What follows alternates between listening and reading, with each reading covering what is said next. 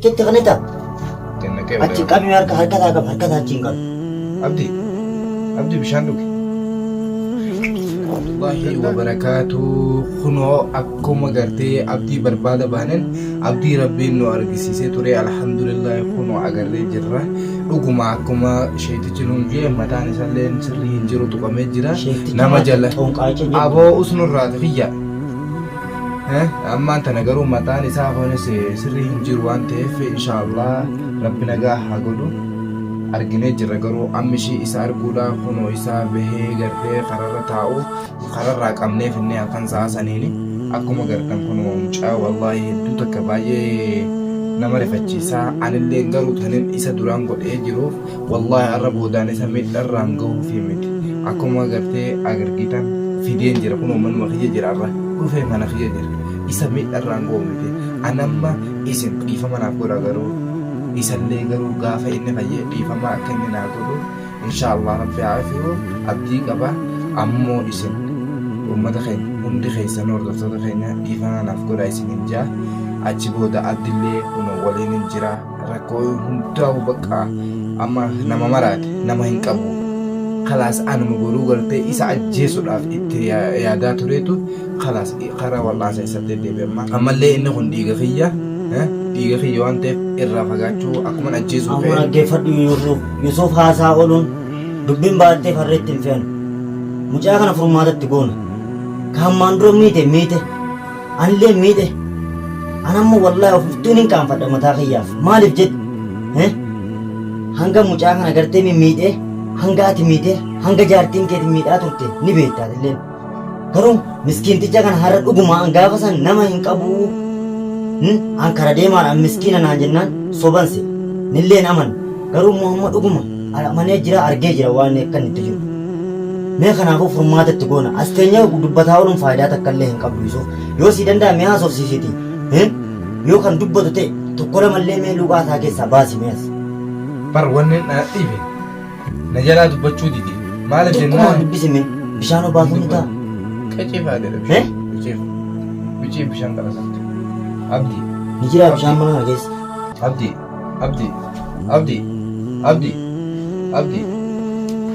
Abdi. Yaa buun dubbatu mucaan gadhiisee jira mataan gadhiisee jira. Abdi. Rifeensa kunis irra qotee jechuu gargaara. Waan kararra taa'aa ture. Maqaa isaan irraa muruu. Dhiisi muruu amma duraan. Gosa giseen fayyadamu bakka inni geessinee irraa jirra. Abdi. Bircuqqoo mana gaatu mana keessaan qabdan maal isa? Abdi. Bircuqqoo nagaa aboo waa hunda gartee na yaadachiise. Na yaadachiise? Hundinuu hojii kee irraan kaate. Waa hunda na yaadachiise. Baasimme. Abdi yoo dhugi gadi nagin asirraa. Abdi. Gurbaan hin beeku koo dhugi jettee kanita. Achi qabii harkataa qaba harkataa achiin qaba. Abdi bishaan dhuge. Gattaan.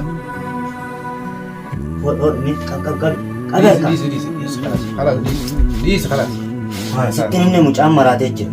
Khalaas dhiisi. Bishaan achi kaa'inurraa nutti naqammaa. Lafa kaa bishaan. Abdi. Ni beelee tarii. Abdi. Aboon nu sodaachise gabbaabnetti cumnuun moodi. Adeemu akkuma duraanii. Maal jechuudha sun? Qaanfattu xiqqoollee. Akkam goona yee. Haa taa'u. Dubbataan jiru. Haa taa'u. Kaayoo Mustafaa geessinaa yee. Haa ciisu. Ganama balee halkan geessita zaatana zaantun saame ganama geessina. Boruu turee mi'ala. Egaa ciisu nu karaasuma. Lafa ol ka'e immoo lafa si yoo si diddiriyoo. Mucaan nama qaamni ol gadhiisaa kana maal si diraame jettee. Kana tiraaffiita achi ciibsime achi. Ciisardi. Gabba deebisime. Ciisi birra. Fuullee ta'a ture guyyaa meeqa qabu.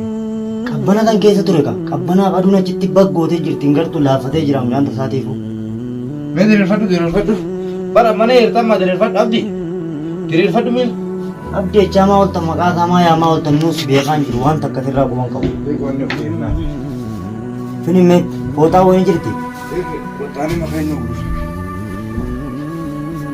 Aboo kana irraan kaan uffataan ganni qayyaratu. Hiikaa akka tajaajila gaaltu. Rakkoon qabu. Ni dhiqama waan hundaa bishaan tubaasa.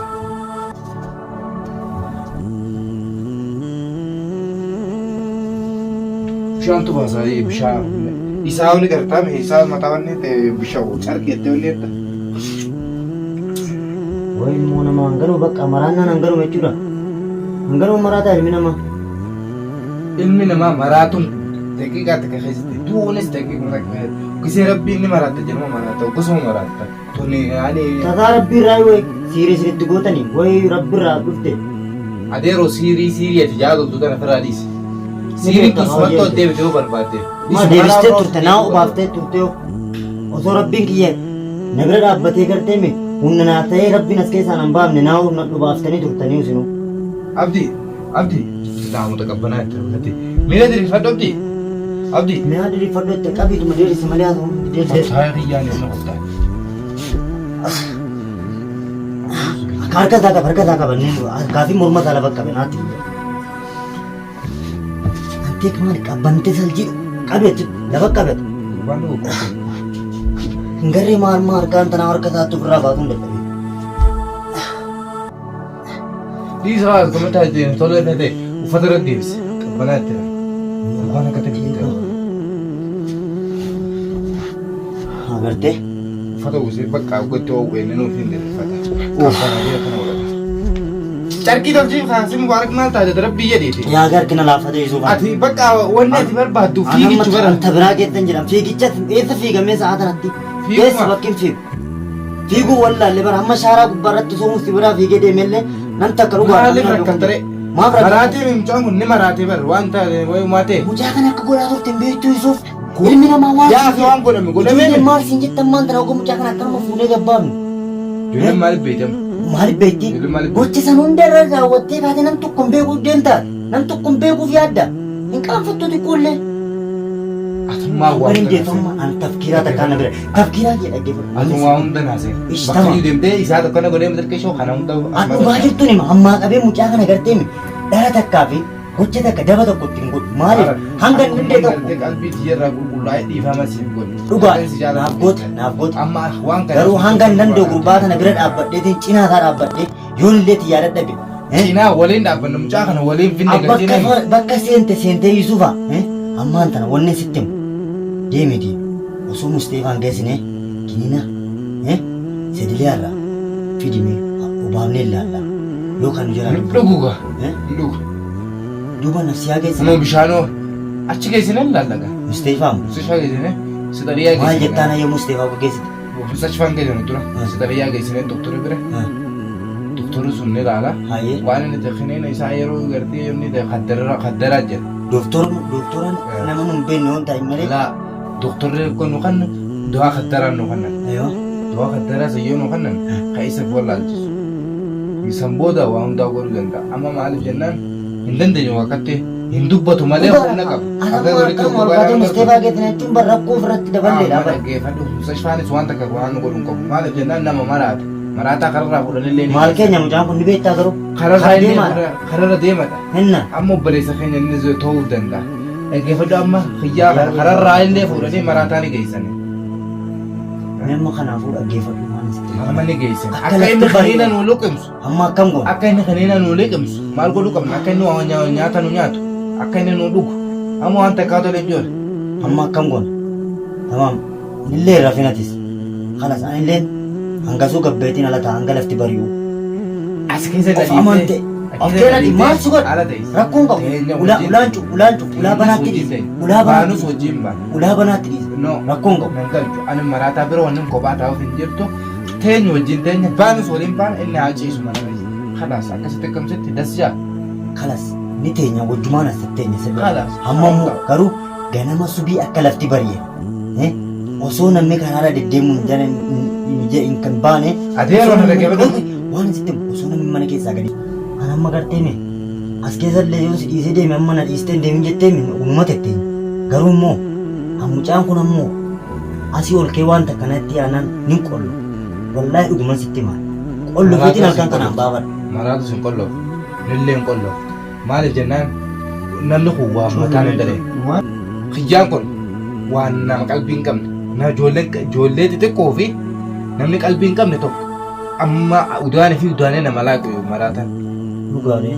Saniifu yoo inni nadhee maarree lafaa ta'e waan biraa fageessitu uuma dheesii miidhu bichaa akka biraa fageessitu mana kana keessatti waan akka tallaajaa sibiila kana kanarraa durameessuudha maaliif jennaan kanaan yoo akka tasaa sedheellee sibiila ammoo amma yoo waa takka uumaan qabaanne qabbana bara uffata irratti deebisnu admaatu irraa bane siin jedhii isinirraa yaabu du'aa muboona Arboo hiraare lubbuun na rakkatte ati lubbuun si rakkatte maaliif jennaan obboleessa qiyyaa mustashfaa geessite nama dhukkubsate kararraan qabeellee hedduu ni neeyita dhahamee dhiinirra yaa'u mustashfaa namoonni si qabu osoo gaafa akka dhiyoo tanaa sanitti mustashfaa geessine dhiiga sanii wajji eenyu dhee jaanii si gaafata amma immoo dhahan qabu qalbii tuqamu nama qalbiin tuqamte fuunee namni hunduu geessuu danda'a anaa miti naafisii miti rakkoon qabu amma uummanni arabaa kunuu fuudhee geessuu danda'a kun akkana maraatee kararraa garre yoo jaan mustashfaa geessuu danda'a maa maraachitan mustashfaa wayisiin jaala namaan maraachaa nama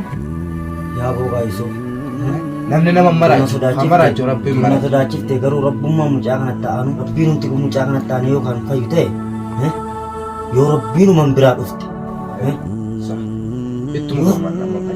hatilleen hanga humna qabduun hanga dandeessuun bira dhaabbadhu anilleen bira dhaabbadha kanurraa hafte immoo ummata keenyatti iyyineeti mucaa kan hanga dandeenyu yoo rabbiin fayyise sanu akka kara biyyaatti deebi'u furmaata akkana kanatti gorruu mee xiqqoosi sammuun kee keessatti itti yaade akkanaa godhufadhu amma akkanatti illee akka itti galu hin jiru yoo wayyaan itti dhufte wayyaa isaa sanatti amannee fayyaa isaa sanatti amannee sanboota biyya keenyatti galfachuu ni dandeenya oromoon teenya bal'oodha dhugaadha bal'aadha nu bira dhaabbatte mucaa fuutee nuuf galchite Itoophiyaatti teenyaaf illee dadhabne ni beekan namuu jireenya biyya tanaatis akka eegutu waan hundaa godhuu hin dandeenye osoo lubbuun isaa keessa jiru amma gartee lubbuun isaa wanni taatu hin anis taate sis taate cinaa dhaabbannee gargaarree waan jiru yoo rabbiin fayyise karaa Itoophiyaa hagalu mucaan kun kaffaa kana ganama immoo Musteefaa waggaa geessa dhaggeeffadhu nuti amma wanni nuti eeguu dandeenyu wanni nuti godhuu dandeenyu hin somne maal jennaan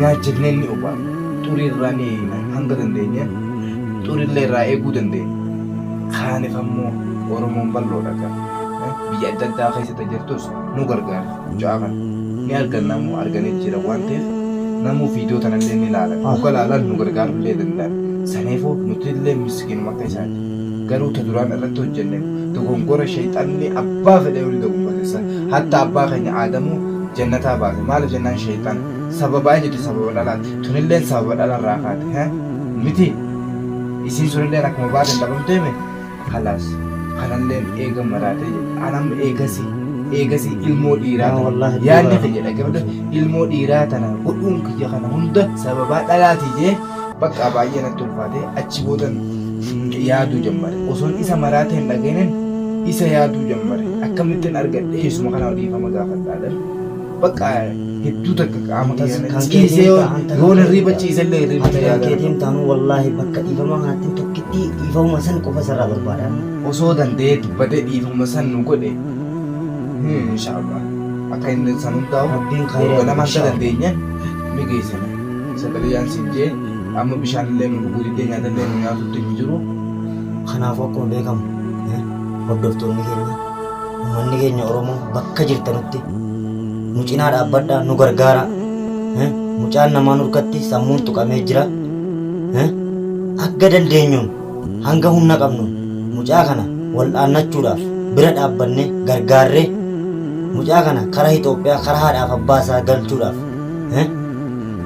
nu bira dhaabbadhaa innee isin kadhachuu barbaada ilmoon namaa haadhaaf abbaa biraan nagayaan bahee rakkoon hin taane rakkoon akka hin taane rakkoon addaa isa mudattee kun amma sammuun tuqamtee nurkatti duudhaaf lubbuu fi fayyaa gidduu jira kanaafuu mee ustani nutti ilaalina hanga dandeessan nu cinaa dhaabbadhaa nu gargaaraa isiniin jenna miskiinticha rabbii kana anilleen dhugaadhaanis karaa deemaa akka isaatii obboleessa abbaa haadha obboleetti as keessaa hin qabu rabbii kiyya tokkichaan qaba innilleen akkasuma rabbiin qaba kan rabbiin gaditti immoo saba isaa qaba oromoo bal'oo qaba kanaafuu mee nu cinaa dhaabbadhaa takkittii kana qofan isin kadhadha an takkaa ilma namaa waa kadhadhee hin beeku ija namaa durallee takkaa dhaabbadhee hin beeku sanumaafuu taanaan bakka jirtanuun mee wal kakaasaati mucaa kana akka inni wal'aanamee nuu fayyee kara biyya isaatti deebi'u gochuu barbaanna.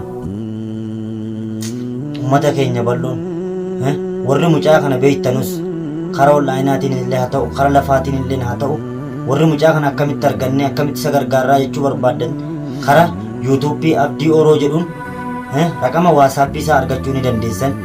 Namoota bakka jirtanutti akkuma jirtanitti hanga dandeessaniin hanga haqima keessaniitiin bira dhaabbattanii gochuu ni dandeessan. Namni wanni isin daangessu hin jiru kana.